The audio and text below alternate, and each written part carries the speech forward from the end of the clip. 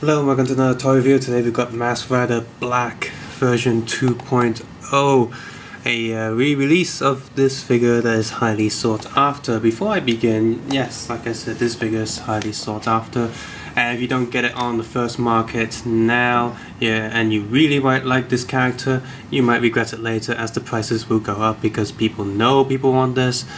And they'll buy up all the stock and then sell it at a higher price. In Hong Kong, we call this Tao Ga, which means pretty much means cooking the price. So you know, supply and demand, buy it all, and make sure no one else can get one from the shop, and you know, make profit yourself. And I really hate these kind of people. Like, you're not even buying it because you want it. I mean, you're not even a shop. You just do this just to do this with rare stuff that people can't get. So the box is quite different from all the other ones. Standard shape and stuff, color photograph, but highly filtered of the black figure on the front, and the SH Figuarts line is not printed on the plastic window, but instead printed on the box. SH Figuarts is a new standard figure series that incorporates the better action figure art under the theme, pursuing character expression through humanoid action. So it looks on the side, another photograph of the figure, highly filtered. Hong Kong versions has got the stickers right there, top and the back. Shows you a picture of the Battle Hopper 2.0 that I couldn't get my hands on because again it was really rare, because everyone wants it. That's annoying. So get the box open, pull out the thing, the packet, silver underlining card underneath, and of course there's the instructions menu. RX is also getting a 2.0. Shadow Moon didn't get a 2.0 because Shadow Moon was already sort of a 2.0 when it was first released, so it's fine. It was released a lot later than Black's original figure. For a closer look at all of these packaging and the instructions manual, again head over to Facebook link below where I'm posting photographs along with other photos of the figures out posing and whatever. For example, Shadow Moon, I had Shadow Moon versus Darth Maul in the album, so have a look. So let's take a closer look at the figure. So watch out when opening box. This is one of the newer X Figuarts, so the top cover doesn't actually go down. It's just cover. This one's quite loose and quite easy to open, so that's a good thing. You see nothing really bounced out. So in terms of accessories, he's slightly better than Agito because he has a few extra pair of hands, but that's about it.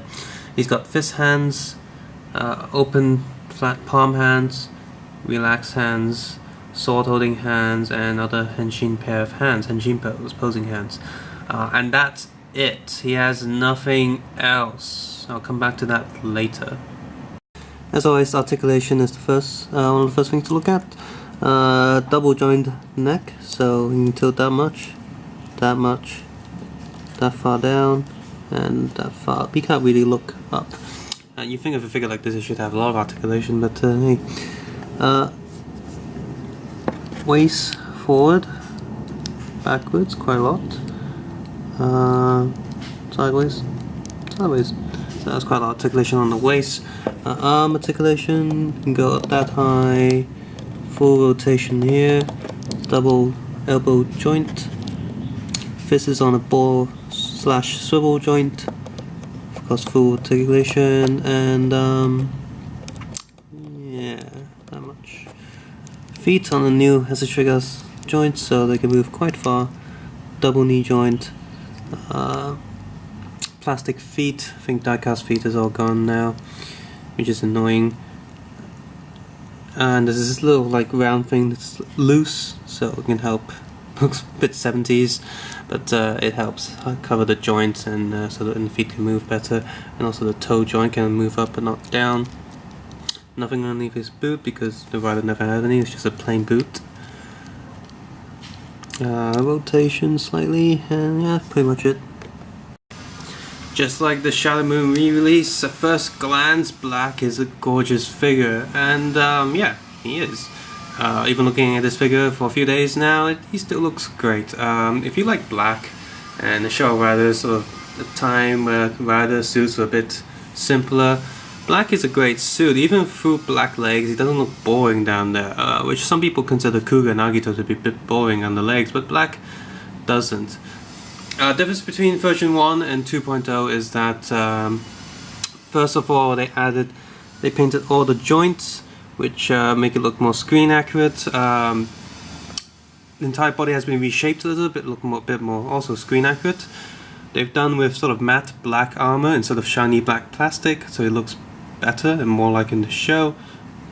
The belt's been resized a tad bit, and especially the hips. The hips is a big new part where they used a new style of Figuarts legs, which allowed them to make his sort of, well, hips pants look more like they do in the show and not just some sort of joint.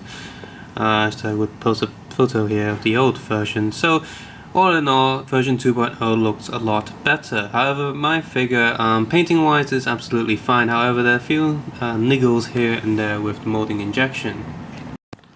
For example, you see right here, because these are molded figures, that means they were cut out from some sort of plastic connection, and you can see some of the cuts there. There's also one right on the back of the helmet, you see right there, which really annoyed me. But apart from those 2 points, this figure doesn't suffer heavily from any sort of molding injection lines here and there on the legs or the arms like some of the other figures did, so it's okay. Another thing to note is that this figure's antennae are made out of soft plastic, so you wouldn't worry too much about snapping them. Why can't all Figuarts use this kind of softer plastic? Also, the compound eyes are pretty decent, although not the best from the figures, but it looks exactly like it does in the suit in the show, so that's absolutely fine here. Praising this figure, putting that aside, this figure has a lot of problems going for it.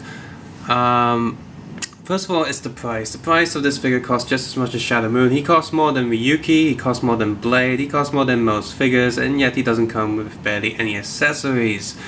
If you think about this figure, he is almost double the price of Agito, who also comes with similar amount of accessories. Agito has less hands, but at least has die-cast feet, which this figure desperately needs. Which I'll come back to the need of die-cast feet in a sec, but the price point is insane. Bandai knows you want this figure, just like Shadow Moon.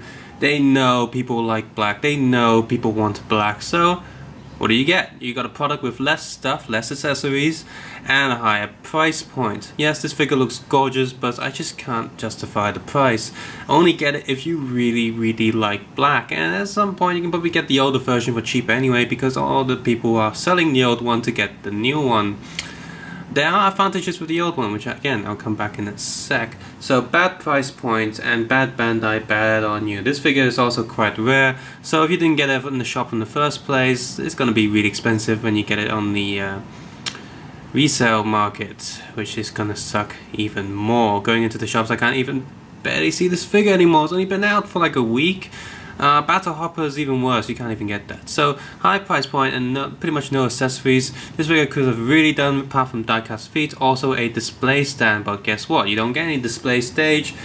But you know, it's like such a special figure, but no display stand. Where are you gonna get it? Well, in the Battle Hopper. You want the Battle Hopper? Well, that's another high price point as well.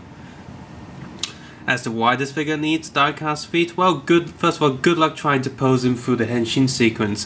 This figure suffers heavily for articulation joints. Well, a figure like this with such a simple design, you'd think he wouldn't have any articulation issues, but trying to pose him through the henshin poses, I was actually scared it was going to break the thing, because one of the biggest problems with him is his arms, his shoulder pads. His shoulder pads are on a weird joint. They're sort of connected to the hinge of the arm, which means it doesn't really have a rotating sort of connection itself. You can sort of move the shoulder pad a little bit left and right, but it really doesn't help. Black would have done a lot better with the shoulder point, just like in Shadow Moon, so you can pose a lot better. But what we got here is something where I'm scared I'm going to snap the joint of the shoulder pad because it's such a thin piece of plastic. I actually popped his arm off trying to move him into the henshin pose at one point, and that sort of made me jump, thinking, oh no, please, I didn't break another figure, especially one that's quite expensive for what you get.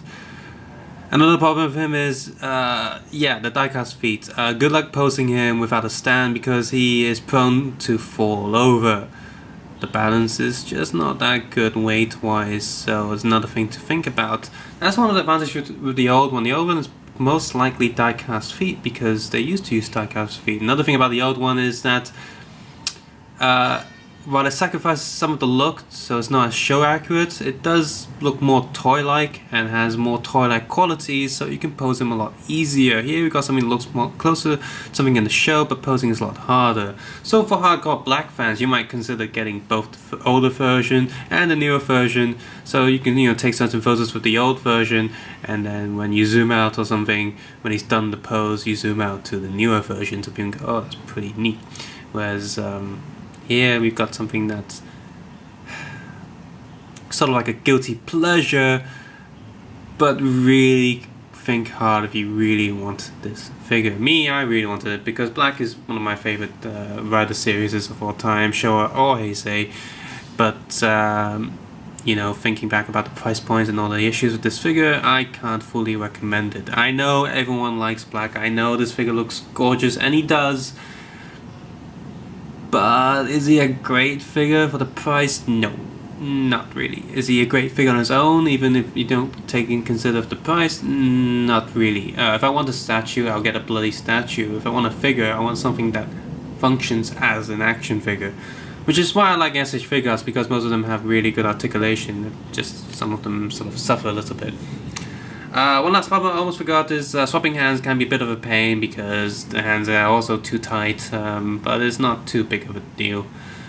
Yeah, so subscribe, suggestion comment below, and of course take care and have a nice day. Bye.